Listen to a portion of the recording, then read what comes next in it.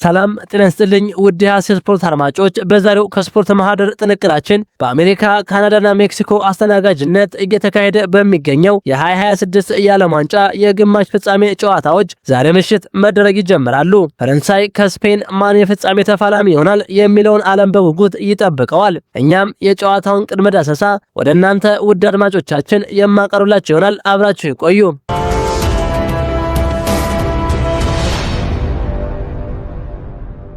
በአሜሪካ ካናዳና ሜክሲኮ አስተናጋጅነት እየተካሄደ በሚገኘው የ2026 የዓለም ዋንጫ የግማሽ ፍጻሜ ጨዋታዎች ዛሬ ምሽት መድረግ ይጀምራሉ።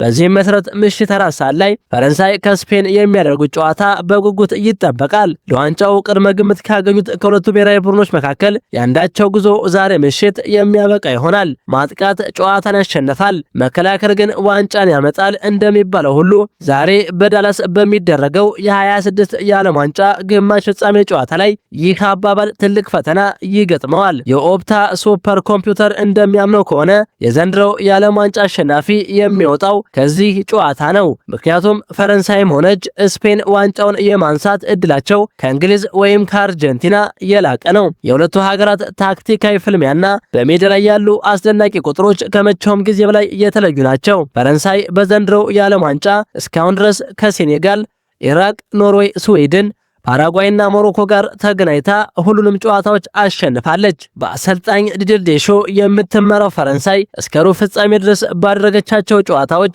16 ግቦችን ተጋጣሚዎቿ ላይ አስቆጥራ የተቆጠረባት 2 ግብ ብቻ ነው። በፈረንሳይ ብሔራዊ ቡድን በኩል ኪሊያን ምባፔ፣ የባላንዶር አሸናፊው ኦስማን ደምበሌና ኦሊሴ አስደናቂ ጊዜ እያሳለፉ ይገኛሉ። ኪሊያን ምባፔ 8 ግቦችን በማስቆጠር የ2026ቱን የዓለም ዋንጫ የከፍተኛ ግብ አስቆጣሪዎች ደረጃን ሊዮኔል ሜሲ ጋር በጋራ እየመራ ሲሆን በተጨማሪም 3 ለግብ የሚሆኑ ኳሶችን አመቻችቶ አቀብሏል። እንዲሁም የባላንዶር አሸናፊው ኦስማን ዴምቤሌ ደግሞ 5 ግቦችን አስቆጥሮ 2 ለግብ የሚሆኑ ኳሶችን አመቻችቶ ማቀበል ችሏል። ሌላኛው የብሔራዊ ቡድኑ ወሳኝ ተጫዋች ኦሊሴ 5 ለግብ የሚሆኑ ኳሶችን አመቻችቶ ያቀበለ ሲሆን በዘንድሮ የዓለም ዋንጫ በርካታ ለግብ የሚሆኑ ኳሶችን አመቻችቶ በማቀበል ቀዳሚ ተጫዋች ነው። ፈረንሳይ ገና ያልተጠቀመችባቸው ወጣት ከዋክብት እጅግ አስፈሪ ናቸው። ብራድሌ ባርኮላና ዴዚሬ ዱዌ በጋራ 5 የጎል ተሳትፎችን ሲያደርጉ እንደ ሩያን ቸርኪ፣ ማግነስ አክሊዮቼና ማርከስ ቱራም ያሉ ኮከቦች በድምሩ ከ15 ደቂቃ ያነሰ ብቻ ነው የተጫወቱ። በ2018 እና 2022 የዓለም ዋንጫ የፍጻሜ ተፋላሚ የነበረችው ፈረንሳይ ለ3 ተከታታይ ጊዜ በዓለም ዋንጫ ውድድር የፍጻሜ ጨዋታ ላይ ለመገኘት የምታደርገው ፍልሚያ ተጠባቂ ነው። ፈረንሳይ በፈረንጆቹ 1998 እና 2018 የዓለም ዋንጫን ያሳካች ሲሆን ለሶስተኛ ጊዜ በመድረኩ ሻምፒዮን ለመሆን የምታደርገውን ጉዞ ለማጠናከር ትፋለማለች። ሌላኛዋ ለዋንጫ የተገመተችው ተጋጣሚዋ ስፔን በፈረንጆቹ 2010 በታሪኳ ለመጀመሪያ ጊዜ የዓለም ዋንጫ ማሳካቷ ይታወሳል። ስፔን በዘንድሮው የዓለም ዋንጫ እስካሁን ድረስ ከኬፕ ቨርዴ፣ ሳውዲ አረቢያ፣ ኡራጋይ፣ ኦስትሪያ፣ ፖርቹጋልና ቤልጅየም ጋር የተገናኘ ሲሆን 5ቱን አሸንፋ ከኬፕ ቨርዴ ጋር ብቻ አቻ ተለያይታለች። ስፔን እስካሁን ድረስ ባደረገቻቸው ጨዋታዎች ተጋጣሚዎቿ ላይ 11 ግቦችን አስቆጥራለች። የተቆጠረባት ደግሞ 1 ግብ ብቻ ነው። ለስፔን ብሔራዊ ቡድን በዘንድሮው የዓለም ዋንጫ 4 ግቦችን ያስቆጠረውና 1 ለግብ የሚሆን ኳስ አመቻችቶ ያቀበለው ኦያዛርባል በጨዋታው ከሚጠበቁ ተጫዋቾች መካከል አንዱ ነው።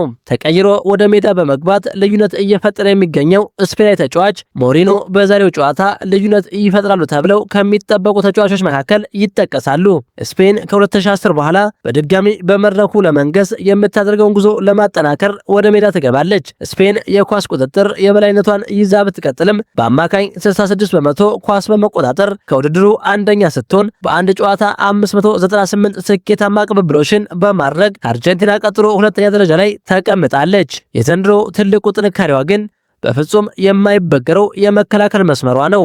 ስፔን ባለፉት 6 ጨዋታዎች በተጋጣሚዎቿ የተመታባት የግብ ኢላማ የጠበቁ ኳሶች 7 ብቻ ናቸው። ይህም ከ1966 ወዲህ በዓለም ዋንጫ ታሪክ በአንድ ጨዋታ ዝቅተኛውን የግብ ሙከራ ያስተናገደች ሀገር ያደርጋታል። የማንቸስተር ሲቲው የመሃል ሜዳ ሞተር ሮድሪ ከከባድ የጉልበት ጉዳት መልስ በውድድሩ ላይ 18 ታክሎችን እያደረገ ሲሆን 32 ጊዜ ደግሞ ኳስን በተጋጣሚ እግር ላይ ነጥቆ በመውሰድ ቡድኑን ይመራል። እንዲሁም ግብ ጠባቂው ኡናይ ሲሞን የስፔንን ከፍተኛ የመከላከል መስመር ተከትሎ 6 ጊዜ ከሳጥን ወጥቶ ኳሶችን በማጽዳት አስደናቂ ብቃት አሳይቷል።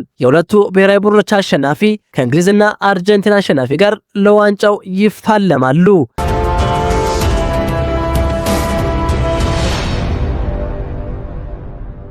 ክቡራን የሐሴት ስፖርት አድማጮች የዛሬው ከስፖርት ማህደር ጥንቅራችን ይህን ይመስል ነበር።